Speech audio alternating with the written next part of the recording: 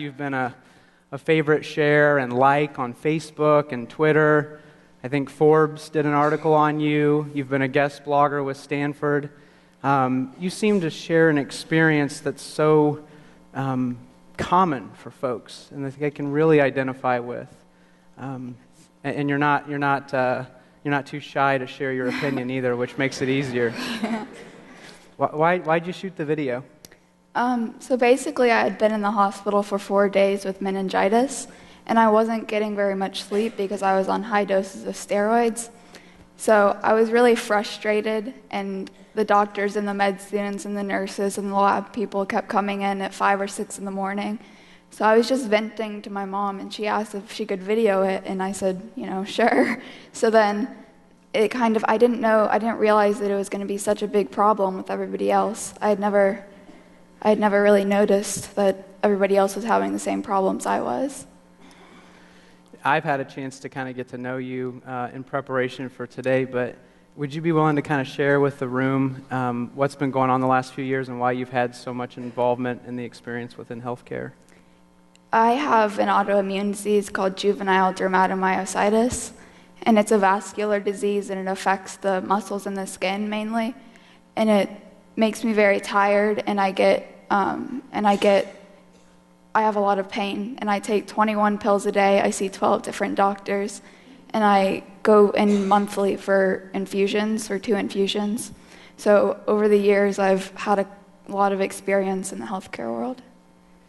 Yeah, I really appreciate your video, and I know it came across my desk just randomly when I was I think with the performance improvement team, and I just started forwarding it, and I think it circulated around Community Health Network, so we really appreciate you taking the time to shoot that video. In that video, you share your experience kind of on YouTube or whoever's watching. Talk to us a little bit about your experience of sharing your opinion like live with your physicians and your caregivers and things like that. So I found that they generally react in one of 2 ways. They'll either be really kind and willing to do whatever, like what I request, or they'll be really adverse to doing it differently than they normally do, and they try to convince me to do it their way.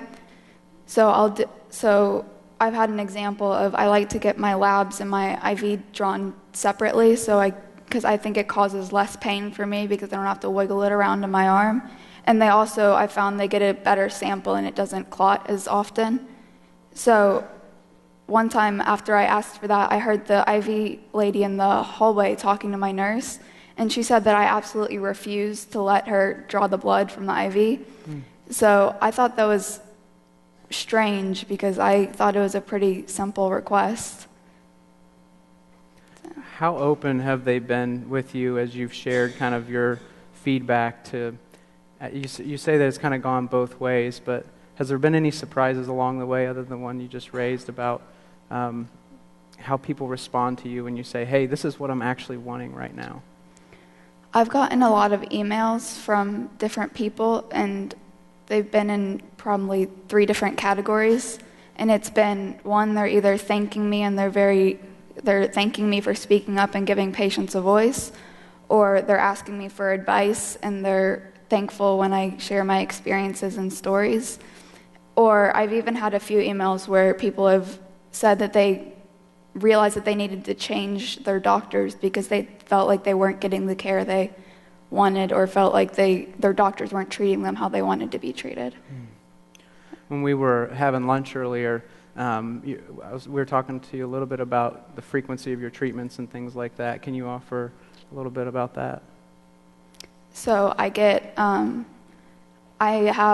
go for an infusion. I go for 2 infusions twice or every 6 weeks, and they've just started raising that, so it's become more spread out.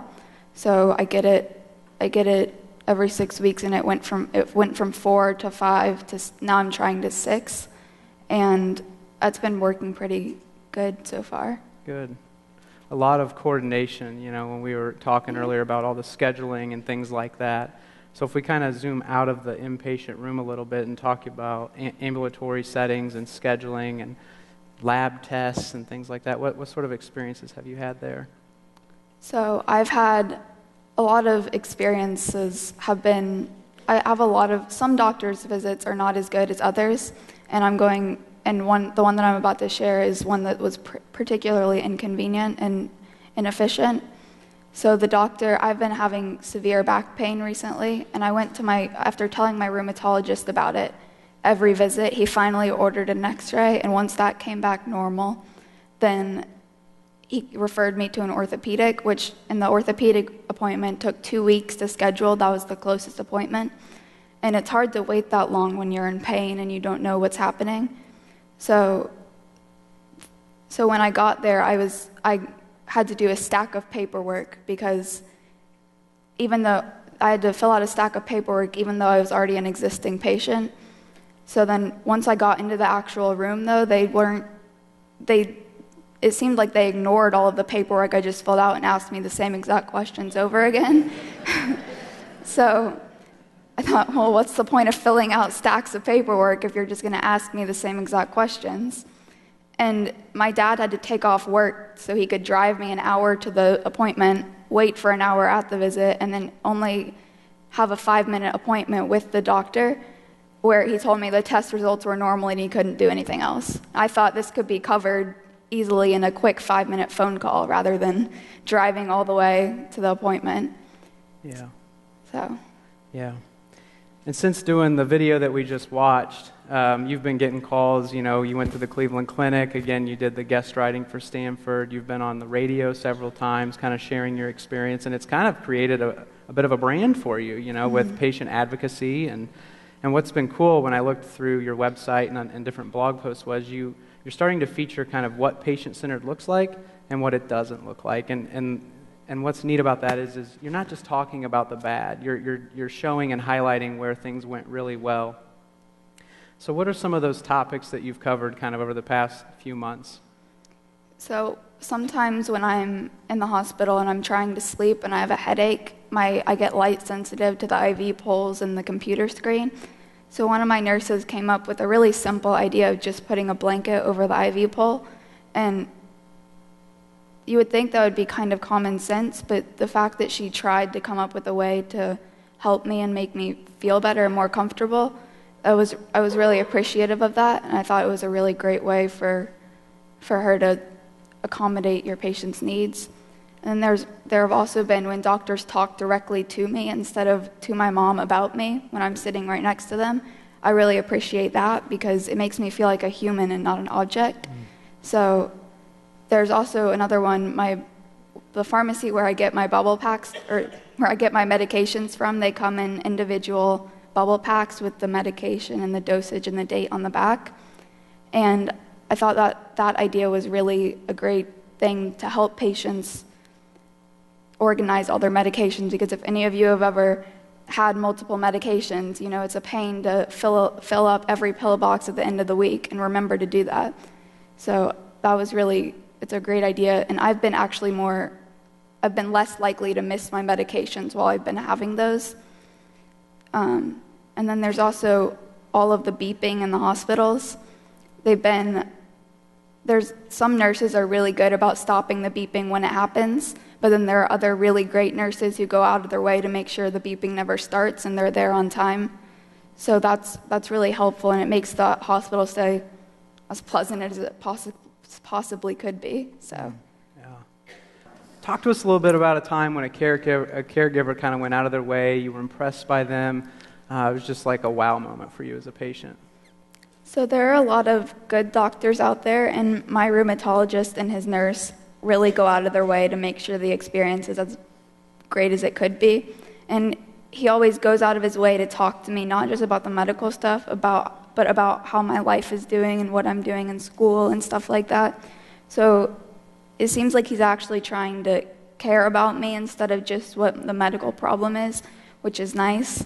And then his nurse also makes makes my mom's life easier because she emails her and helps her schedule the appointments and stuff. So then there's also another organization, it's called Cure Jam, and it's like dedicated to finding a cure for my disease. And when I was first diagnosed, they called my mom and asked her if she had any questions, and it was really helpful. And they also had me talk to one of the other kids who had juvenile dermatomyositis. So they were really helpful when I was first diagnosed. Oh, that's great. You know, when we were, as Tom referenced prior to your segment today, a few months ago, we went to Cleveland Clinic, and that's where we met and we were introduced to you. And at that conference, you spoke about shared decision making. You talked about how it's important for the patient to have a voice in their care plan. And the example you gave at the clinic that day was your hobby of horseback riding. Would you be willing to share that story? Yes. So last fall, when I was recovering from meningitis, I was placed on hospital homebound, which is where they send teachers to my house to teach the lessons instead of me going to school. So that was really nice for me because I had the energy to also do my schoolwork, but also do the thing I love, which is horseback riding. So when my doctor in the fall, he wanted to take me off of it after the first semester, he wanted to put me back in the regular school. And I liked it a lot better when I had the energy to do both things, also schoolwork. So once we discussed it, he thought I needed the social aspect of it. And once I talked about how most of my friends are at horse anyway, and the few friends from school I see outside of school anyway. So we decided he liked that I was doing better off of it, so we talked about it, and he agreed to let me stay in hospital homebound. That's awesome. And that must have meant so much to you and probably helped you recover, right, more efficiently, and that's great. When you talk about caregivers, as a patient, as a consumer, who do you consider to be a caregiver in healthcare? I consider, obviously, the doctors and the nurses, but also everybody else, like the lab techs and the janitors, even the janitors, because they're still around the patient, they're still contributing to the patient experience. So basically, what I think is anybody who is around the patient or is talking to the patient, or even the people who aren't, like the admissions people, I consider almost everybody that works in the hospital a caregiver. Okay. What do you want caregivers to know today? You've got 1,000 leaders in front of you. What do you want caregivers to know? I think that if you don't know something, you should always, always, always ask, because what you may want in their situation isn't always, in your patient's situation, isn't always what they will want. So if you don't know or you aren't sure, you should always ask them. Another thing is if they have questions or concerns or requests or anything, you shouldn't get frustrated with them, because even though they aren't always around it, so they don't know everything, so they obviously are going to have questions. You should instead try to teach them how to become a patient, because even though you go to med school to become a doctor, we didn't go to a patient school to become a patient. Oh, that's good.